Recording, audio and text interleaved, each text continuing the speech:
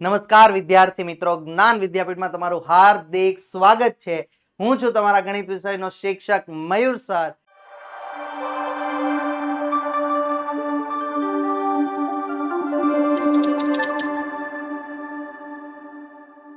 અને આપણે જોઈ રહ્યા છીએ ધોરણ 9 ની અંદર સંખ્યા પદ્ધતિ. આજે આપણે થિયરીનો બીજો લેક્ચર છે. જો તમે હજી સુધી થિયરીનો ફર્સ્ટ લેક્ચર નથી જોયો તો તમે ઘણું બધું મિસ આઉટ કરો છો. તો પહેલા એ લેક્ચર જરૂરથી જોઈ લેજો. અહીંયા ઉપર આઈ બટનમાં એની લિંક આપેલી હશે, વિડીયોના ડિસ્ક્રિપ્શનમાં પણ એની લિંક આપેલી હશે. અને તોય ન મળે તો અમારા ચેનલના પેજ ઉપર જઈને વિડીયોઝમાં જશો તો તમને પ્લેલિસ્ટમાં તો મળી જ જશે. ઓકે, તો બાકી તો તમે હોશિયાર છો બધા, કંઈ કહેવું પડે એવું તો છે નહીં. પણ એક વસ્તુ ચોક્કસ કહીશ કે વિડીયોને લાઈક કરો, શેર કરો અને સબસ્ક્રાઇબ કરો. તમારા મિત્રો સુધી આ વિડીયોને જરૂરથી પહોંચાડો. આજે આપણે શું જોવાનું છે તો કે સંખ્યા પદ્ધતિમાં આપણે લાસ્ટમાં થિયરીમાં જોઈએ કે પ્રાકૃતિક સંખ્યા છે, પૂર્ણ સંખ્યા છે, પૂર્ણાંક સંખ્યા છે, સમય સંખ્યા છે, અસમય સંખ્યા છે અને વાસ્તવિક સંખ્યાઓ છે, જે તમને આવડી ચૂકી છે. આજે આપણે જોવાનું છે કે હવે આ ચેપ્ટરની અંદર થિયરીમાં આપણે શું ભણવાના છીએ. તો વધારે વાત ન કરતા ચાલો આજનો લેક્ચર શરૂ કરીએ. તો થિયરીની અંદર આપણે જોવાનું છે દશાંશ અભિવ્યક્તિ. શું જોવાનું છે? દશાંશ અભિવ્યક્તિ. સર આ કઈક નવું લાવ્યો, નવું આવ્યું ને? યસ, ધોરણ 9 છે, ગણિતની ચોપડી નવી છે, તો કઈક તો નવું લાવશું જ. જૂનું ને જૂનું થોડા ભણે રાખશું. દશાંશ અભિવ્યક્તિ કોને કહેવાય? દશાંશ અભિવ્યક્તિ. હવે તમે તો દશાંશ શબ્દથી તો પરિચિત જ છો. આ શબ્દથી પરિચિત છો ને, દશાંશ. તો બસ અભિવ્યક્તિથી પરિચિત કરાવવાનું કામ મારું છે, મયુર સરનું. મારી માથે છોડી દો, એ તમારે ટેન્શન નથી લેવા. દશાંશથી પરિચિત હોવા જોઈએ. ન હોય ધોરણ 6 માં જાઓ, એક લેક્ચર દશાંશનો ભણી આવો, પછી પાછા આવજો. આપણી ચેનલમાં જ વિડીયો મળી જશે, બીજે ક્યાંય જવાની જરૂર નથી. ઓકે, તો દશાંશ અભિવ્યક્તિમાં સૌથી પહેલી અભિવ્યક્તિ છે શાંત દશાંશ અભિવ્યક્તિ. શાંત દશાંશ અભિવ્યક્તિ. સર આ શું બોલો છો? કાંઈ સમજાણું નહીં, ઉપરથી ગયું. ઉપરથી ન જાય ને પહેલી વાર નામ સાંભળ્યું. કોઈ લેંગ્વેજ પહેલી વાર સાંભળો કઈ સમજાય? એવી રીતે આઈ નો સમજાય. શાંત દશાંશ કોને કહેવાય? જે સંખ્યામાં અથવા તો જેમાં શેષ શૂન્ય મળે. શેષ કેવી મળે? શૂન્ય મળે, તો આપણે એને શાંત દશાંશ કહીએ. લાઈક આપણી પાસે કોઈ એક્ઝામ્પલ છે કે હું એક્ઝામ્પલ તમને એમ કહું કે આપણને એનો જવાબ આવો મળ્યો 1.34, 1.34, પછી દાખલો પૂરો થઈ જાય છે. દશાંશમાં જવાબ મળ્યો, દાખલો અહીંયા પૂરો થઈ જાય છે, છેલ્લે શેષ શું મળી ગઈ? શૂન્ય. તો આવો કોઈ પણ જવાબ મળે તો એને આપણે કહીશું શાંત દશાંશ. કેવું કહીશું? શાંત દશાંશ. એવી રીતે બીજો પ્રકાર છે, વધારે ખ્યાલ ક્યારે આવશે કે જ્યારે આપણે એની પ્રેક્ટિસ કરશું, જ્યારે એના સમ આવશે ત્યારે તમને ઝડપથી સમજાઈ જશે. બીજું આવે અનંત આવૃત. બીજું શું આવે? અનંત આવૃત. આ અનંત આવૃત શું? આપણે હમણાં પાઈની કિંમત જોતા હતા ત્યારે કેમ અનંત સુધી જતું હતું, યાદ છે? અને આગળના લેક્ચરમાં થિયરીના 1 ના લેક્ચરમાં પાઈની કિંમત આપણે ભાગાકાર કર્યો, અનંત સુધી જતી હતી. તો એને દશાંશમાં અનંત આવૃત કહેવાય. હવે આવૃત એટલે શું? આવૃત એટલે કોઈ સંખ્યા વારંવાર પુનરાવર્તિત થાય તો એને અનંત આવૃત કહીએ.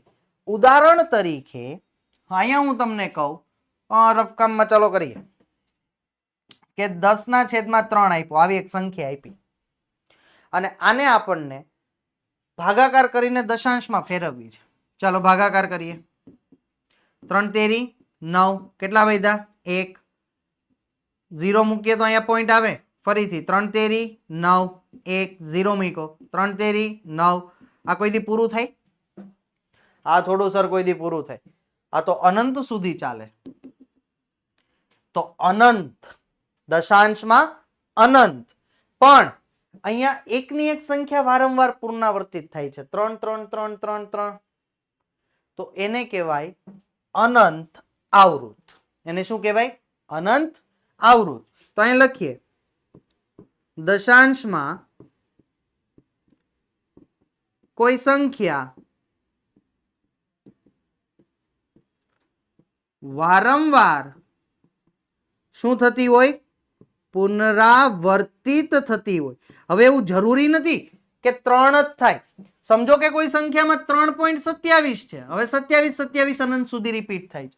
કોઈ સંખ્યામાં 3 પોઈન્ટ અથવા તો 1 પોઈન્ટ, ચાલો તમે કહેશો સર કેમ 3 જ લઈશ, 1.01010101 રિપીટ થાય છે અનંત સુધી, તો એ પણ અનંત આવૃત છે. પુનરાવર્તિત થતી હોય તેને અનંત આવૃત કહે છે.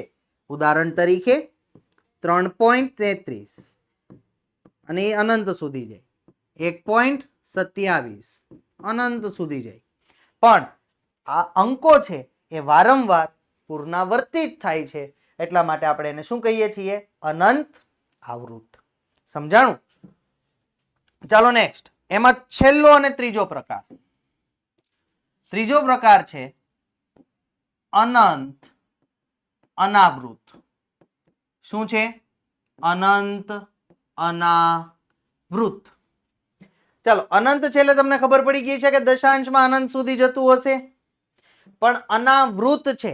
આવૃત એટલે શું? રિપીટેડ. તો અનાવૃત એટલે શું? રિપીટ ન થતું હોય, પુનરાવર્તિત ન થતું હોય.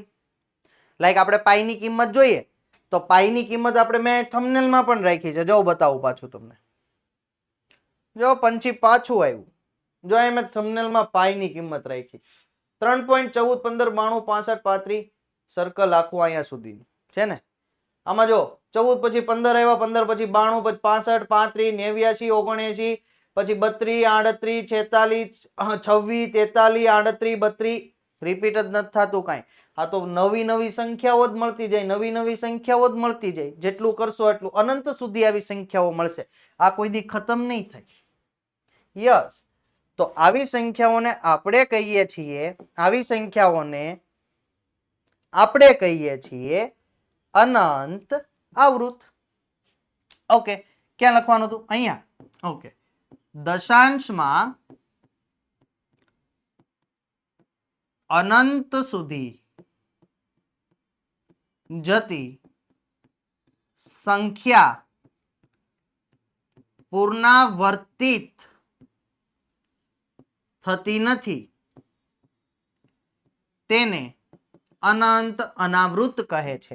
ઉદાહરણ તરીકે 3.14 15 50 60 79 નવી નવી સંખ્યા મળે. બીજું ઉદાહરણ લેવું હોય તો 0.01 001 0001 00001. સર અહીં તો રિપીટ થાય, પણ એક હરખી રિપીટ થાય. આ 01 હતું, અહીં 001 હતું, અનંત સુધી. તો એ નવી સંખ્યા જ કહેવાય, એકની એક સંખ્યા નો કહેવાય. તો દશાંશ અભિવ્યક્તિ સમજાણું. 3 અભિવ્યક્તિ છે દશાંશની. કેટલી? 3. શાંત, અનંત આવૃત, અનંત અનાવૃત. શાંત કોને કહેવાય? કે ભાગાકાર કરતા શેષ શૂન્ય મળી જાય. ભાગાકાર કરતા શેષ કેવી મળી જાય? શૂન્ય. તો એને કહેવાય શાંત દશાંશ. કોઈ દશાંશમાં અનંત સુધી જતું હોય પણ એકનો એક અંક પુનરાવર્તિત થતો હોય તો એને કહેવાય અનંત આવૃત. અને દશાંશમાં અનંત સુધી જતું હોય પણ અંક પુનરાવર્તિત ન થતો હોય તો એને કહેવાય અનંત અનાવૃત. ક્લિયર? અનંત અનાવૃત, આવૃત, દશાંશ.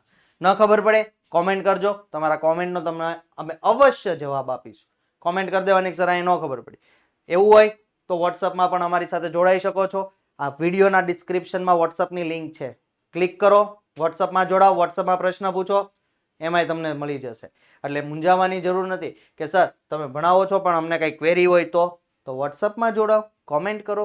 બધા માધ્યમ થ્રુ અમે અમારા ઇન્સ્ટાગ્રામમાં જોડાઓ, ન્યાય મેસેજ કરો, ડીએમ કરો. બધા માધ્યમ થ્રુ અમે તમને જવાબ આપવા માટે તત્પર છીએ. તમે ખાલી પ્રશ્ન તો પૂછો. ઓકે, પ્રશ્ન પૂછવાની જવાબદારી તમારી છે, ઉત્તર આપવાની, રિપ્લે કરવાની જવાબદારી અમારી છે. ઓકે, તો 3 દશાંશ અભિવ્યક્તિ છે: શાંત, અનંત આવૃત, અનંત અનાવૃત. હવે એમાં જે સંખ્યા શાંત હોય અથવા તો અનંત આવૃત હોય, બે પ્રકારની સંખ્યા. કેવી? તો કે શાંત હોય અથવા તો અનંત આવૃત હોય એ હંમેશા સમય સંખ્યા હશે. કેવી સંખ્યા હશે? સમય સંખ્યા. તમે હમણાં ભણીએ ને સમય સંખ્યા p ના છેદમાં q સ્વરૂપે. યસ.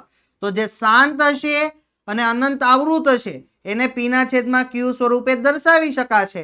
એટલે એ હંમેશા કેવી સંખ્યા હશે? સમય સંખ્યા હશે.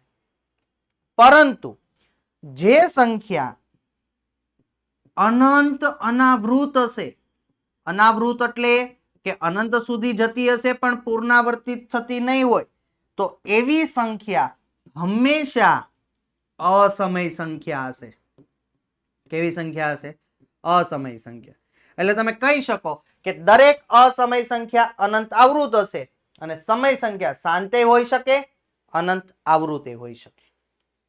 આ વર્ગીકરણનો આ સ્વાધ્યાયમાં ભણશું ત્યારે વધારે ખબર પડશે, ત્યારે આપણે જોઈ લેશું. પણ આજે થિયરીના લેક્ચરમાં ખાલી થિયરી જોઈ લો એની કે દશાંશ અભિવ્યક્તિ 3 છે: શાંત, અનંત આવૃત, અનંત અનાવૃત.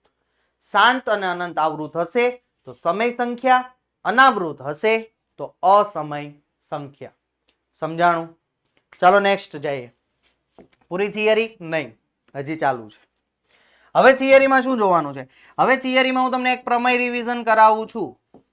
આ વૈજ્ઞાનિકનું નામ બધાએ, વૈજ્ઞાનિક કે ગણિત શાસ્ત્રી? ગણિત શાસ્ત્રી. આ ગણિત શાસ્ત્રીનું નામ બધાએ સાંભળ્યું હશે, પાયથાગોરસ. આ સર આવી ગયું. પાયથાગોરસની ત્રિપુટીઓ અમે બહુ બનાવી ધોરણ 8માં. તો આ પાયથાગોરસનો પ્રમેય શું કહે છે? પાયથાગોરસનો પ્રમેય એવું કહે છે કે હું હંમેશા કાટકોણ ત્રિકોણ માટે જ લાગુ પડે, બધા માટે લાગુ નહીં પડું. કોના માટે લાગુ પડીશ? કાટકોણ ત્રિકોણ માટે. કાટકોણ ત્રિકોણ કોને કહેવાય? જેમાં એક ખૂણો 90 અંશનો હોય. કાટકોણ ત્રિકોણ કોને કહેવાય? જેમાં એક ખૂણો કેવા અંશનો હોય? 90 અંશનો.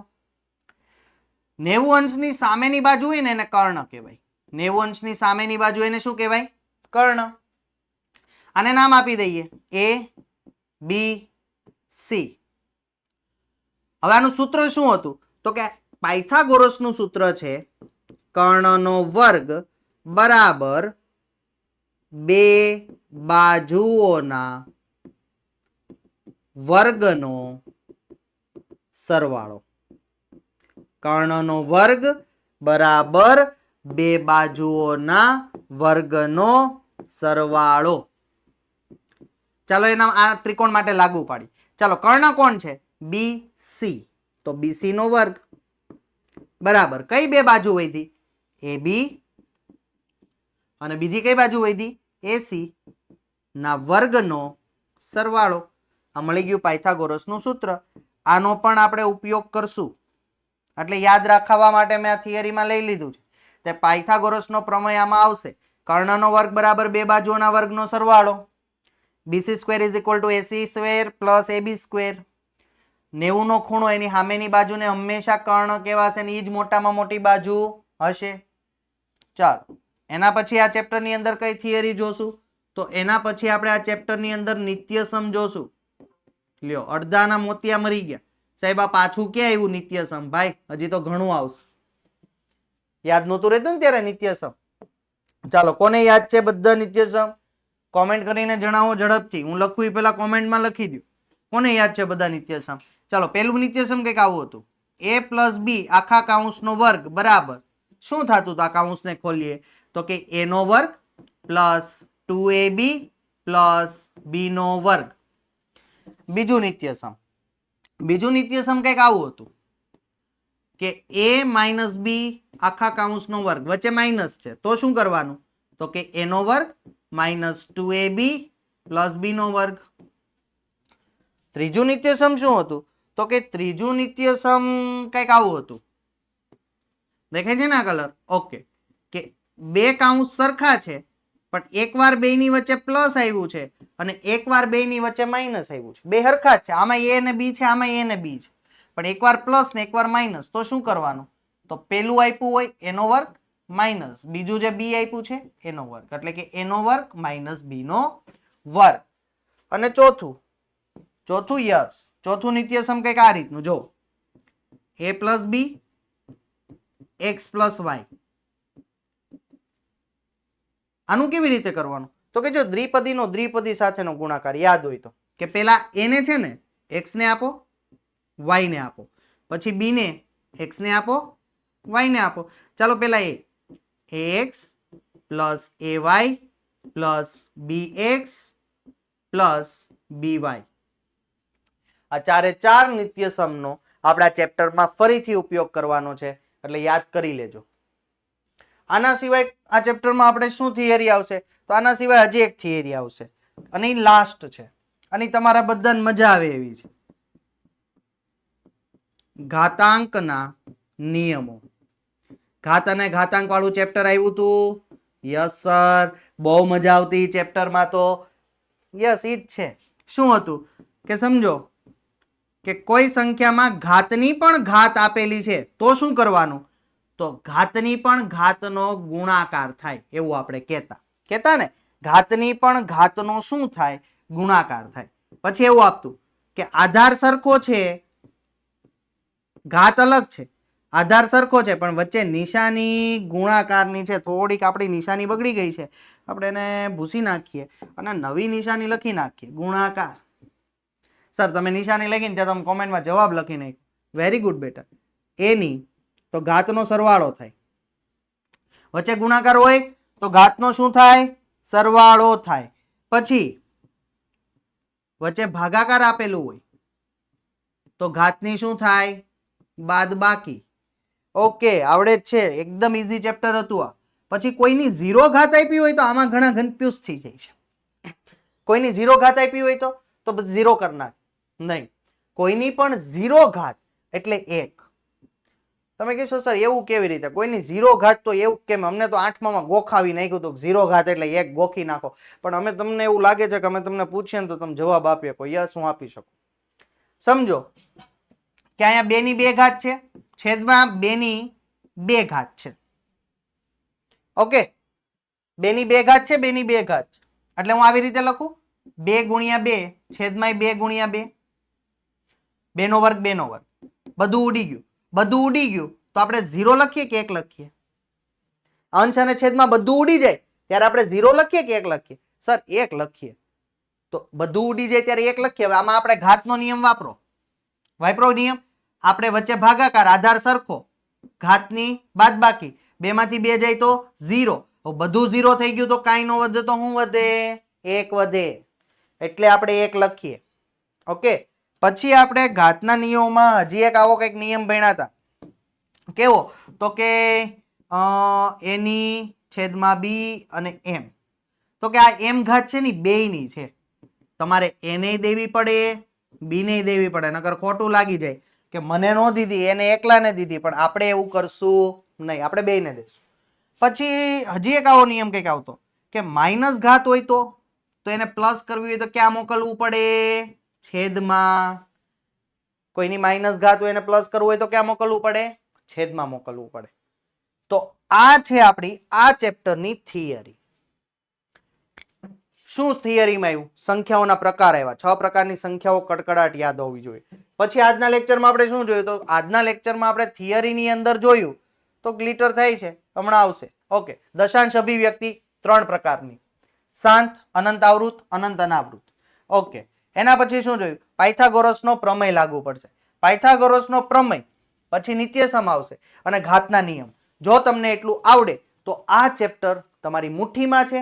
તમને કોઈ નહીં રોકી શકે આ ચેપ્ટરની અંદર પૂરા માર્ક લાવવા માટે. Okay, next. અચ્છા, પડદો ખુલી ગયો અને પડદો ખુલ્યો અને શું આવ્યું? Thank you for watching. આજનું આપણે રાખીએ છીએ અહીંયા સુધી. થિયરીના 2 લેક્ચર હતા. નેક્સ્ટ લેક્ચરથી સ્વાધ્યાય શરૂ કરી દેશું. તો જેટલા પણ મિત્રો તમારા હોય એને આ વિડીયો શેર કરી દો. એને પણ આપણા જ્ઞાન વિદ્યાપીઠ ચેનલ સાથે જોડી દો. ચેનલને સબસ્ક્રાઇબ કરાવી દો. આપણી ચેનલ 6 થી લઈને 11-12 કોમર્સ સુધીનું ફ્રીમાં એજ્યુકેશન આપે છે. તો જેટલા પણ મિત્રોને આજુબાજુના શેરીના તમારા 10મા વાળા હોય, 11 કોમર્સ હોય, 12 કોમર્સ હોય, ટૂંક સમયમાં એના પણ વિડીયો અપલોડ થવા લાગશે. તો 6 થી લઈને 12 સુધીનું આપણે કોમર્સનું ફ્રી એજ્યુકેશન આપીએ છીએ. તો રાહ કોની જોવો છો? જતા વિડીયોને લાઈક કરો, શેર કરો, ચેનલને સબસ્ક્રાઇબ કરો. બાજુમાં નાનું એવું એક બેલ આઇકોન હશે, એને દબાવી દો અને જ્ઞાન વિદ્યાપીઠ સાથે આવી જ રીતે જોડાયેલા રહો. નેક્સ્ટ લેક્ચરમાં સ્વાધ્યાય શરૂ કરીશું. આજનું અહીંયા સુધી. ઓકે, આભાર, થેન્ક યુ.